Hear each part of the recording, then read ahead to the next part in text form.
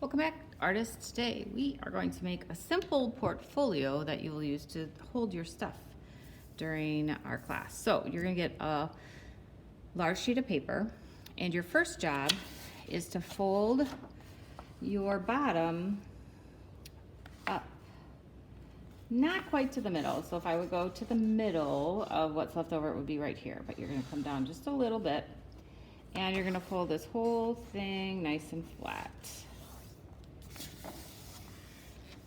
And then you're going to fold the front over, and you want to make sure that this is as big as a typical piece of paper.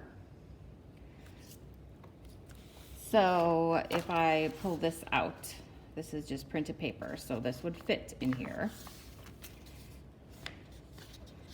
And then I'm going to fold this down, and then this little flap is going to go over the top. I'm going to fold that here. So when you're finished, you have about half and half left over. On the front of this, you are going to write your name, what you would like to be called while you are in class. So I'm going to write Mrs. Yarnell, and it's okay to use 2 lines as well. And then if you want to, at some point, you could add decorations to this.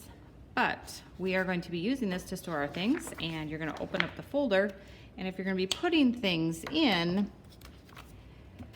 the things go into the center here, and then you fold the big flap, and then you fold the little flap, and this will stay for you as long as you don't carry it upside down.